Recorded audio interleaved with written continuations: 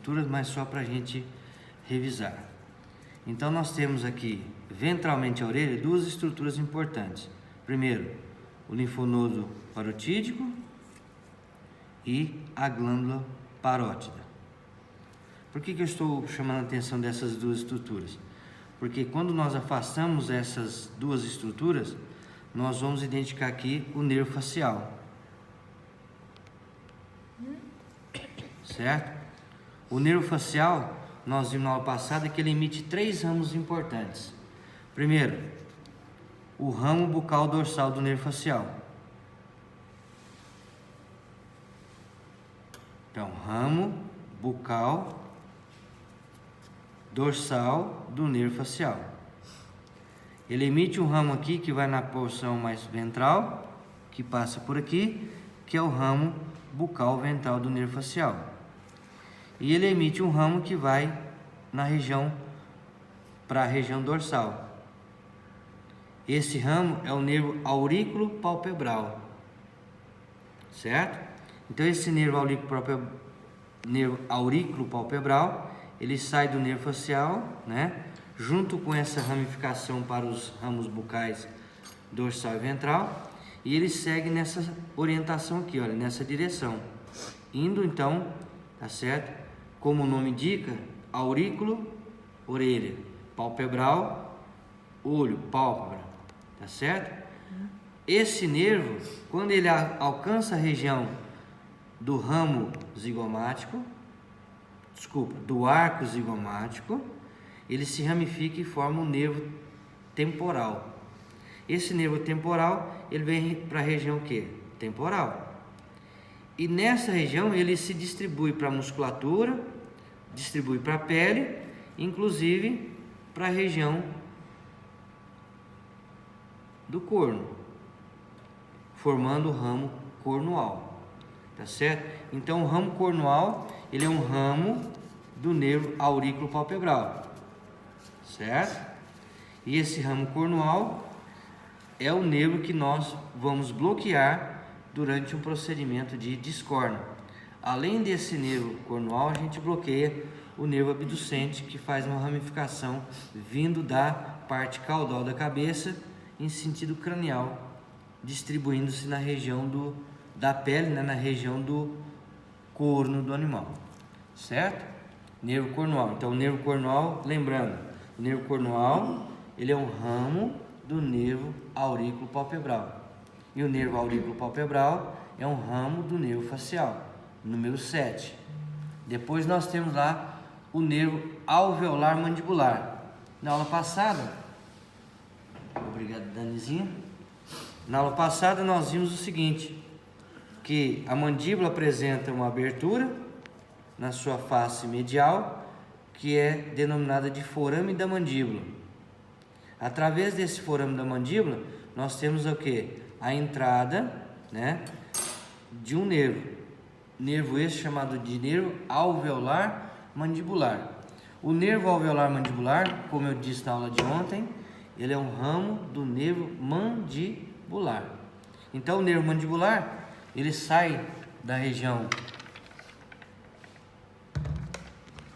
do forame oval, né? Então ele se dirige nessa posição aqui. A partir daí ele emite um ramo que vai para a mandíbula, que é o nervo alveolar mandibular, certo?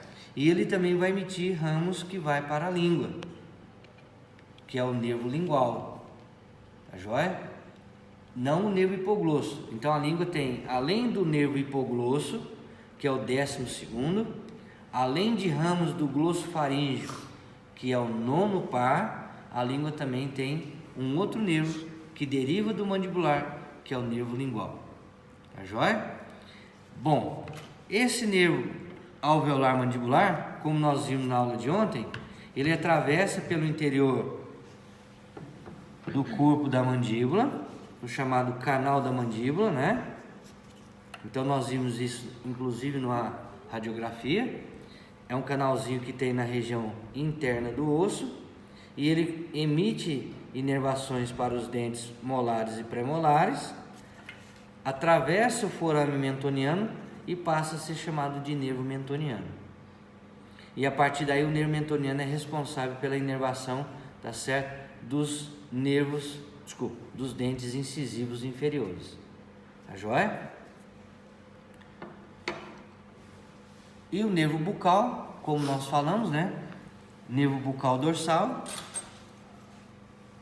ramo bucal ventral e ramo bucal ventral. Dorsal. Oi? Ventral e dorsal. Desculpa, eu falei ventral aqui? Você falou ventral e ventral. Ah, sim. Então, ramo bucal dorsal e ramo bucal ventral. Então, esses são os principais nervos que nós temos que bloquear, né? São os nervos que têm, então, importância e que vão ramificar para formar os chamados nervos, para inervar as regiões, então, as estruturas da cabeça. Tá bom? Meu jovem, pode passar. Cris, uma dúvida. Para você bloquear um nervo, você tem que acertar ele com a agulha? Não. Pode ser próximo, assim. Na verdade, é uma pergunta que eu sempre tive dúvida. Não sei. Vou perguntar pro Bruno. Tem que perguntar pro Bruno. Quem que é o Bruno? O Alvarengo, ele deve saber? Não, coleguinha, nós não temos dúvida não. Essa dúvida é aquela sempre eu que te pergunto. Então você sabe a resposta. Vamos lá, a colega perguntou se eu posso acertar o nervo. O que vocês acham? Acho que não. Por que não? Diz da anestesia? É.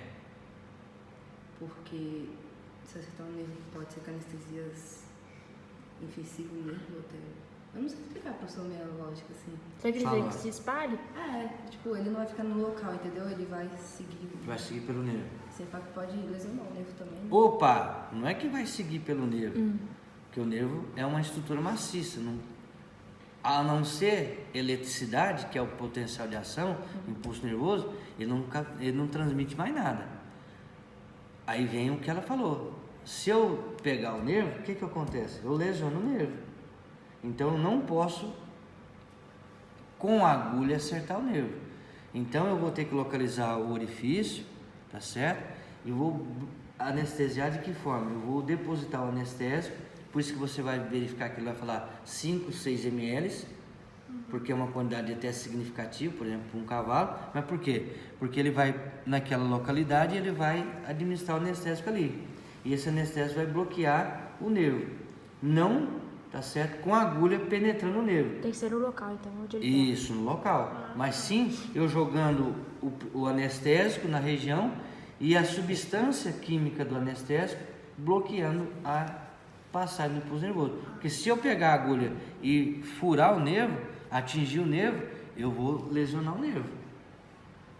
Né? Aí, e detalhe, como é um bloqueio anestésico local, aquela substância espalha. A corrente sanguínea absorve, então por isso que tem que ser uma quantidade um pouquinho significativa. E a partir daí eu coloco aquela substância naquele local, próximo aonde o nervo está emergindo, e aí eu tenho um bloqueio. Tá joia? Já passou, né? Beleza. Então ali nós estamos mostrando no equino. Só um minutinho. Beatriz. Aí nós temos novamente praticamente quase que os mesmos nervos, né? Então, no equino nós temos o forame oval, que na verdade ele é junto com o órbito redondo, formando o chamado forame lácero. Então aqui nós temos a emergência daqueles 3 nervos, mandibular, oftalmo e maxilar, certo? Quando ele fala lá de fissura orbitária, forame redondo, oval, é um só, que é o chamado forame lácero. Então daqui nós temos a emergência desses 3 pares. Da mesma forma, nervo infraorbital, do forame infraorbital, nervo alveolar mandibular, a mandíbula do equino, é de baixo aqui, é essa aqui é uma mandíbula de equino. Nós também vamos observar que na face medial também tem o forame da mandíbula, nervo alveolar mandibular.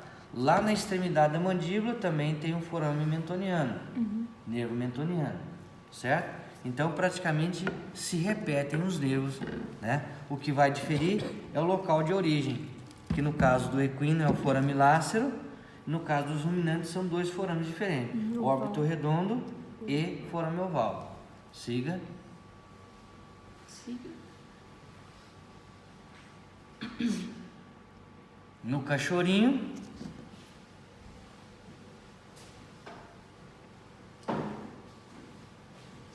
certo? Então no cachorro, eu acho que eu vou ter que pegar outro aqui, que esse aqui tá muito sujinho, não tá dando para ver os buraquinhos direito.